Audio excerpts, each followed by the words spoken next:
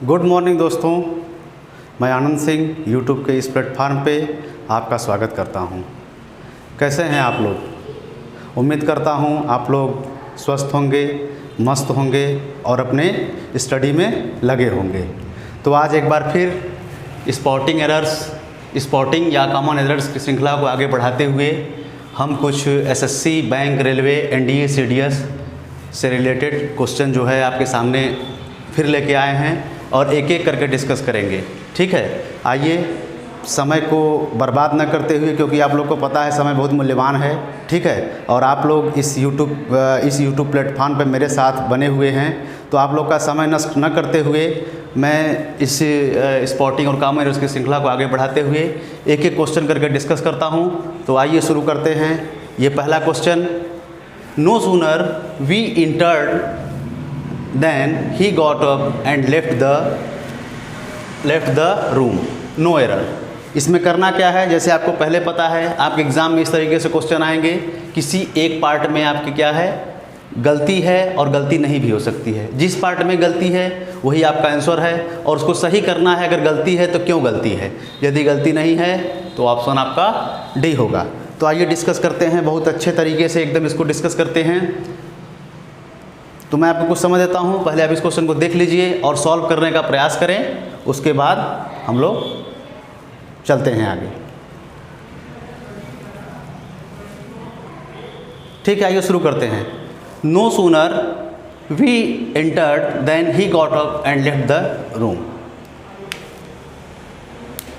ठीक है, पहली चीज़ समझिएगा कि आपका जब सेंटेंस में नो सूनर से सेंटेंस जब स्टार्ट होता है तो आपका नो सूनर सेंटेंस जो कि स्टार्ट हुआ है, यहाँ पे आप समझिए नो सूनर से सेंटेंस स्टार्ट है तो आपका इन्वर्जन का प्रयोग होगा। इन्वर्जन किसको कहते हैं? इन्वर्जन किसको कहते हैं? सब्जेक्ट से पहले वर्ब को रखने की क्रिया को जब सब्जेक्ट से पहले वर्ब को रखा जाता है, मतलब सब्जेक्ट यहाँ है, इसके पहले जब वर्ब आ जाएगा तो ये क्या हो जाएगी, ये इन्वर्जन की प्रक्रिया हो जाएगी। तो नो सूनर वाले सेंटेंस में हम इन्वर्जन का प्रयोग करते हैं। तो इसको सही हम दो तरीके से कर सकते हैं। जैसे यदि ये सेंटेंस का पहले स्ट्रक्चर देखिए आप, सेंटेंस का स्ट्रक्चर किस में है, पास्ट में शो कर रहा है, ये इंटर्ड है यहाँ पे क्या है आपका, गॉट है। ठीक है, तो सेंटेंस दो तरीके से हो सकता है। पास्ट का स्ट्रक्चर क्या हो सकता है, जैसे एक होता है, आपको पता होगा, एक स्ट्रक्चर होता है आपके ऑक्सिलरी वर्ब हैड और एक होता है डिड। ये इसलिए रखेंगे दोनों क्योंकि ये पास्ट में है, ये पास्ट में है और ये पास्ट में है। ठीक है, आपको पता होगा हैड का प्रयोग कब करते हैं, अगर मान लीजिए हमको हैड देना हो और डिड देना हो। ठीक है, तो हैड कब देंगे, डिड कब देंगे। ठीक है, हैड हम इसलिए देंगे, पहले रीजन को समझते हैं। हैड हम इसलिए देंगे क्योंकि आपको पता हो जब पास्ट में दो घटनाएं होती हैं तो जो घटनाएं होती हैं, जो पहले घटनाएं होती हैं, जो पहली घटना होती है, जो पहले घटती है, ठीक है, तो उसको हम रखते हैं पास्ट परफेक्ट में, और जो बाद में होती है उसको रखते हैं किसमें, पास्ट इंडेफिनिट में रखते हैं। तो यहाँ तो पास्ट इंडेफिनिट है तो यहाँ हम किसका प्रयोग कर देंगे, हैड का। तो ये किस में बन जाएगा, पास्ट परफेक्ट में, इसलिए ये सेंटेंस हो जाएगा सही। तो मतलब वी से पहले हम यहाँ पे हैड को पुट कर देंगे, वी से पहले यहाँ पे मैं हैड को पुट कर दूंगा, मतलब no sooner had we entered. ठीक है, ये हो गया पहला तरीका। ठीक है, दूसरा तरीका मैं यहाँ पे दूसरा तरीका डिस्कस करता हूँ। आप लोग इस कॉन्सेप्ट को नोटबुक में इस क्वेश्चन को लिखने के बाद एक्सप्लेनेशन के तौर पे इसको आप लिख लीजिए, बहुत ही इंपॉर्टेंट कॉन्सेप्ट है, एग्जामिनर का ये भी फेवरेट है। यहाँ मैं स्ट्रक्चर ही लिख देता हूँ। जब सेंटेंस नो सूनर से स्टार्ट होता है तो हैड का यूज़ होगा और फिर आपका सब्जेक्ट का यूज़ होगा, फिर आपकी मेन वर्ब की थर्ड फॉर्म का यूज़ होगा। ठीक है, उसके बाद हम किसका प्रयोग करेंगे, देन का प्रयोग करेंगे, फिर हम क्या देंगे, सब्जेक्ट देंगे, फिर हम वर्ब की सेकंड फॉर्म देंगे मेन वर्ब की, फिर हम क्या करेंगे, ऑब्जेक्ट का यूज़ करेंगे या अदर वर्ड का यूज़ करेंगे। ठीक है, तो ये स्ट्रक्चर आपका एक ये हो गया स्ट्रक्चर। सेकंड स्ट्रक्चर क्या कहता है, नो सूनर यदि डिड का प्रयोग करेंगे हम, सब्जेक्ट देंगे, आपको पता होगा डिड के साथ वर्ब की फर्स्ट फॉर्म का प्रयोग होता है, एम वी फर्स्ट, फिर सारा स्ट्रक्चर ज्यों का त्यों ही रहेगा। ठीक है, ये तरीका है। पहले तरीके से हम लोगों ने सही कर लिया। क्या सही किया? No sooner had we entered then he got up. ठीक है, इस तरीके से पहला तरीका है। अब दूसरा तरीका डिड का प्रयोग क्यों करेंगे? क्योंकि आपको पता है जब एक घटना पास्ट में है तो अगला क्लाउज जब पास्ट में है तो पहला क्लाउज पास्ट में होगा, पहला क्लाउज जब पास्ट में है सेकंड क्लाउज भी पास्ट में होगा। इसलिए डिड क्या शो करता है? पास्ट को शो करता है, पास्ट इंडेफिनिट को शो करता है। डिड के साथ वर्ब की फर्स्ट फॉर्म यूज़ होगा। सेम प्रक्रिया वही रहेगी, no sooner did subject plus V1, did के साथ V1, हेड के साथ वर्ब की थर्ड फॉर्म। आपका सेंटेंस सही हो गया। इसको आप नोट कर लीजिए।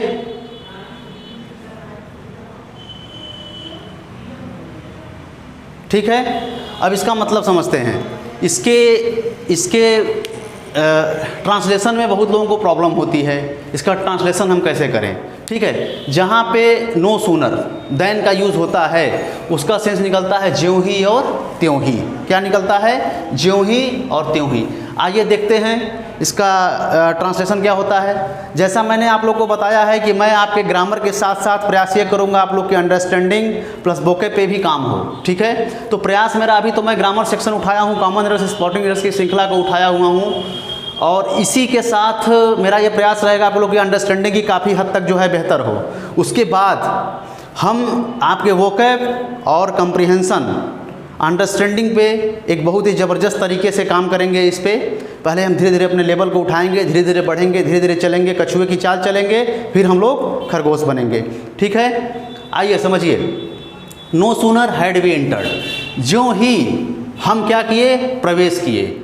ज्यों ही हम प्रवेश किए, त्यों ही ज्यों ही हम प्रवेश किए त्यों ही गॉट अप, उठा एंड लेफ्ट द रूम, और रूम छोड़कर चला गया। ठीक है, उम्मीद है आपको ये समझ में आ गया होगा कॉन्सेप्ट। यदि नहीं आया है कोई बात नहीं, कमेंट बॉक्स में लिखिए और आगे हम इसका रिप्लाई करेंगे। ठीक है, सेकंड क्वेश्चन की तरफ चलते हैं।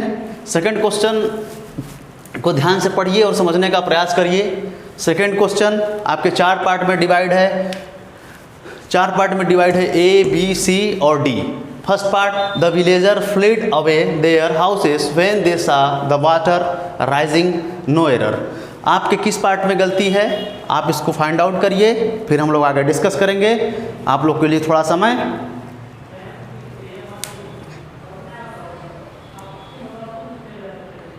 चलिए, आइए डिस्कस करते हैं।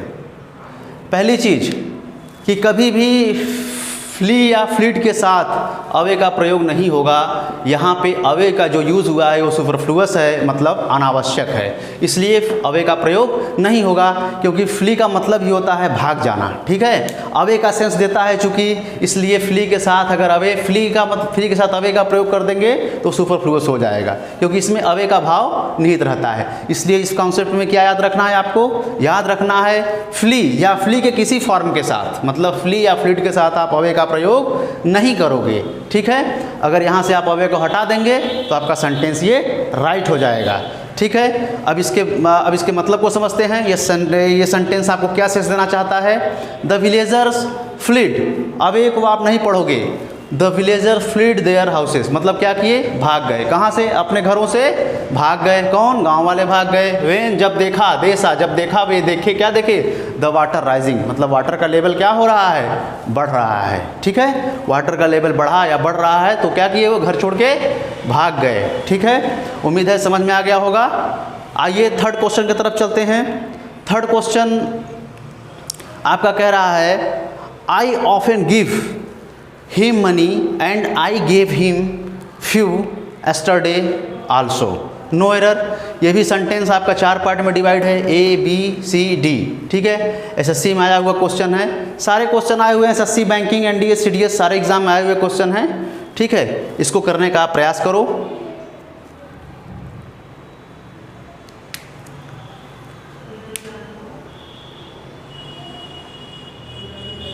ठीक है, आइए डिस्कस करते हैं।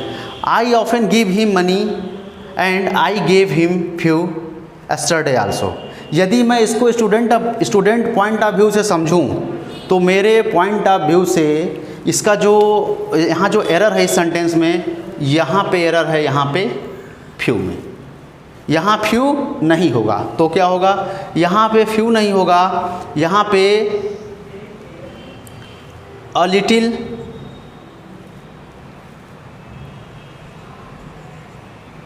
लिटिल या सम का प्रयोग होगा, अ लिटिल या सम का प्रयोग यहाँ पे होगा।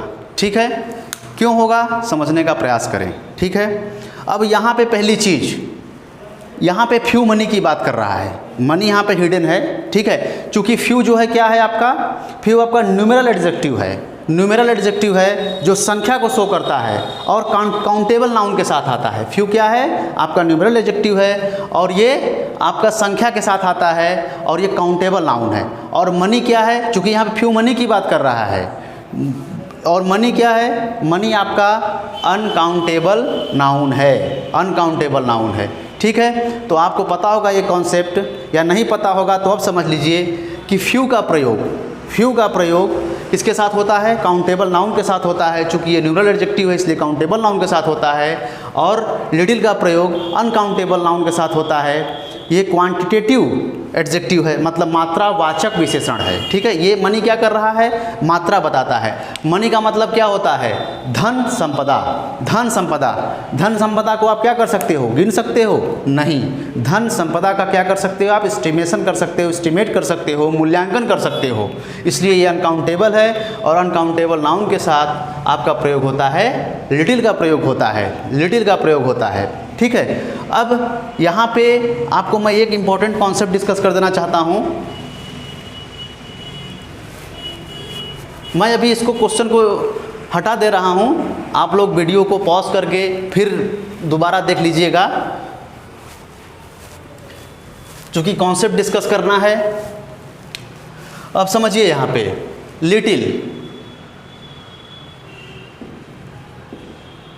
लिटिल और फ्यू। फ्यू आपका क्या होता है, little. Few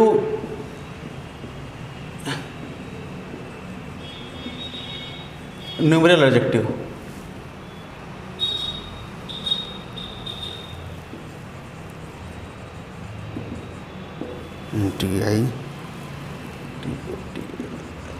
quantitative adjective.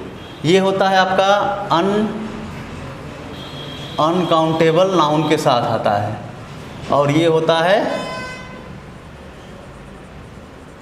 Countable noun के साथ आता है। अब मनी चूँकि क्या है आपका अनकाउंटेबल नाउन है, इसलिए यहाँ पे क्या करोगे, अ लिटिल दोगे। ठीक है, अब यहाँ पे एक प्रॉब्लम और आई, कुछ लोग कहेंगे आपने लिटिल क्यों नहीं किया और लिटिल क्यों किया। तो आप समझिएगा लिटिल 3 तरीके का होता है जो आपके सिलेबस में है। क्या है, little, a little, the little. उसी तरीके से few, a few, the few. ठीक है, लिटिल का मतलब क्या होता है, नेगेटिव सेंस देता है। लिटिल का मतलब होता है कुछ भी नहीं। ठीक है, और लिटिल का मतलब क्या होता है, थोड़ा सा। और द लिटिल का मतलब होता है जो कुछ बचा हुआ है, मतलब जो भी खर्च करने के बाद जो कुछ भी बचा हुआ है वो सब कुछ के सेंस में द लिटिल का प्रयोग होता है। उसी तरीके से सेम फ्यू का होता है। फ्यू का मतलब होता है कुछ भी नहीं, और फ्यू का मतलब होता है थोड़ा बहुत, और द फ्यू का मतलब होता है खर्च करने के बाद जो कुछ भी बचा हुआ है वो सब कुछ क्या होता है, द फ्यू होता है। तो इस सेंस के हिसाब से हम अ लिटिल का प्रयोग करेंगे, क्योंकि ये सेंटेंस कहना चाहता है ये क्या, आई ऑफन गिव, मतलब मैं क्या करता हूँ, प्रायः उसको क्या करता हूँ, कुछ धन संपदा देता हूँ, कुछ धन देता हूँ। ठीक है, एंड आई गेव हिम, मैंने उसको दिया, क्या दिया, अ लिटिल मतलब थोड़ा सा दिया, थोड़ा सा धन दिया। एस्टरडे आल्सो, कल भी मैंने उसको थोड़ा सा धन दिया। ठीक है, तो धन के लिए अ लिटिल का प्रयोग आया है। और सम, यहाँ पे सम यहाँ पे इसलिए सही है क्योंकि सम का हम प्रयोग दोनों जगह कर सकते हैं, काउंटेबल और अनकाउंटेबल दोनों के लिए कर सकते हैं। ठीक है, जैसे some milk, some water, some books, इस तरीके से आप जो है दोनों के लिए यूज़ कर सकते हो। ठीक है, तो उम्मीद है समझ में आ गया होगा। ठीक है, आइए नेक्स्ट क्वेश्चन की तरफ चलते हैं। ठीक है, आइए फोर्थ क्वेश्चन की तरफ डिस्कस करते हैं। Fourth question, we have carefully considered the importance of issues raised in the report, no error. Find out करिए किस पार्ट में एरर है। ठीक है, आइए डिस्कस करते हैं।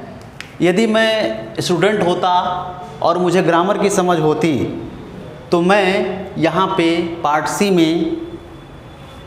सी में एरर ढूंढता और कहता यहाँ पे जो इश्यूज़ हैं वहाँ पे द इश्यूज़ होगा। ठीक है, द इश्यूज़ होगा। क्यों? आपको पता होगा आर्टिकल जो होता है ए एन द होता है। ठीक है, ए और अन को हम क्या बोलते हैं? इंडेफिनिट आर्टिकल, और द को क्या बोलते हैं? डेफिनिट। मतलब वो नाउन को क्या करता है? डेफिनिट आर्टिकल डेफिनिट बनाता है, मतलब निश्चित बनाता है।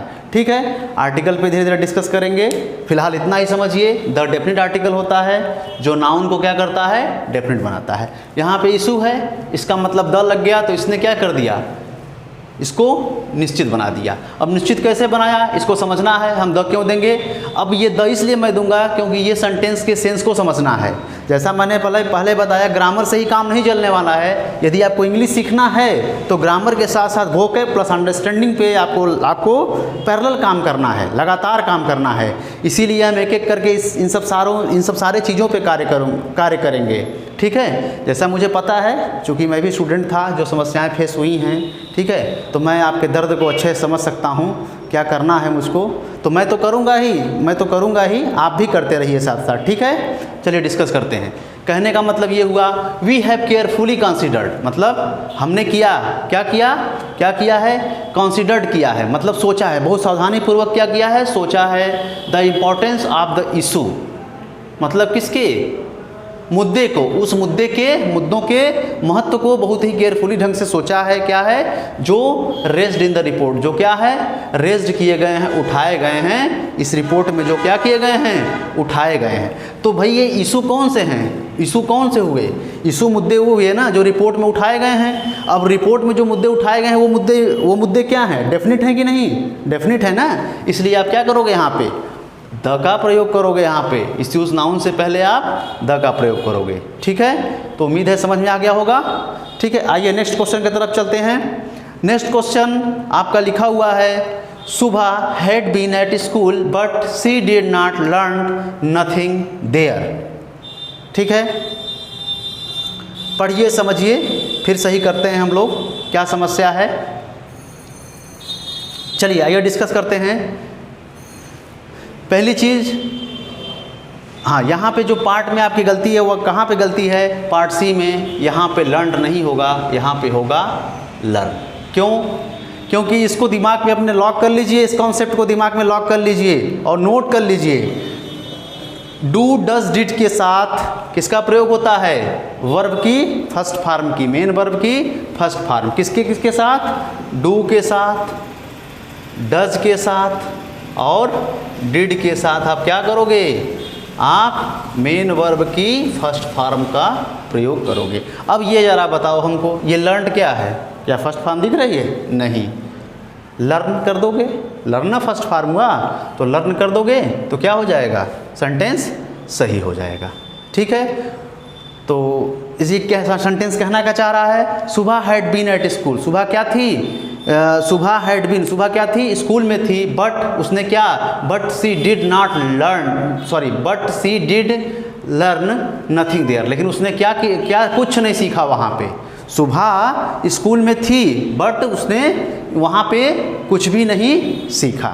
ठीक है, उम्मीद है समझ में आ गया होगा। चलिए नेक्स्ट क्वेश्चन की तरफ चलते हैं। बहुत ही प्यारा कॉन्सेप्ट है, इसमें टेक्निकल क्वेश्चन है, इसको समझने का प्रयास करिए। ठीक है, चलिए नेक्स्ट क्वेश्चन है, all the leading hotels of this city serves good Indian and continental food, no error. ठीक है, देखिए और समझने का प्रयास करें। ठीक है, आइए डिस्कस करते हैं। देखिए पहली चीज़ है कि आप सेंटेंस को एक एक पार्ट को देखा करिए, एक एक पार्ट को देखने का प्रयास करिए, एरर तब मिलेंगे। ठीक है, समझने का प्रयास करिए अंडरस्टैंडिंग पॉइंट ऑफ व्यू से, ग्रामेटिकली पॉइंट ऑफ व्यू से। इसको मैं दोनों तरीके समझाता हूँ। ठीक है, पहली चीज़ है कि यहाँ पे जो एरर है वो आपके पार्ट सी में है एरर। यहाँ पे सर्व्स के बदले क्या हो जाएगा?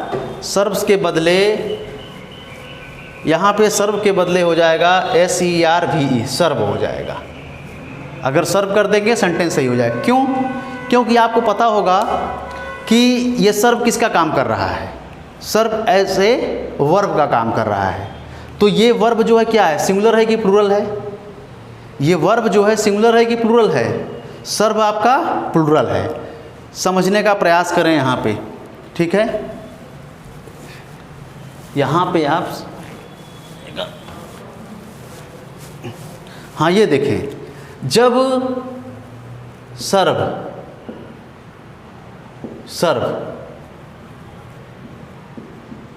सर्व की बात करिए, सर्व आपका क्या है, प्लूरल वर्ब है, प्लूरल वर्ब है। और सर्व क्या है, सिंगुलर वर्ब है। सिंगुलर मतलब कहने का मतलब क्या हो गया, जब वर्ब अपने बेस फॉर्म में होती है, मतलब मेन वर्ब जब अपने बेस फॉर्म में होती है, बेस फॉर्म, तो क्या होती है, प्लूरल वर्ब होती है।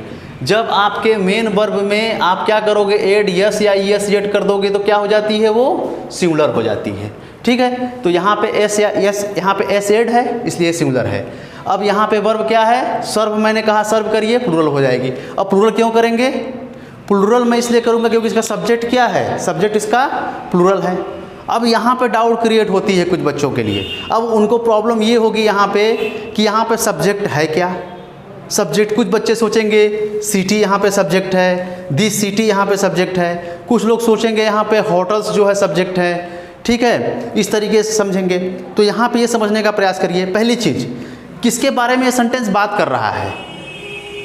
पहले हम अंडरस्टैंडिंग पॉइंट ऑफ व्यूज़ देखते हैं, फिर ग्रामेटिकली पॉइंट ऑफ व्यूज़ देखेंगे। ये सेंटेंस बात किस में करना है, बात किसके बारे में कह रहा है। अरे भाई जिसके बारे में बात करेगा सब्जेक्ट वही तो होगा। क्या इस सिटी के बारे में बात किया जा रहा है कि लीडिंग होटल के बारे में बात किया जा रहा है, आप जरा बताओ।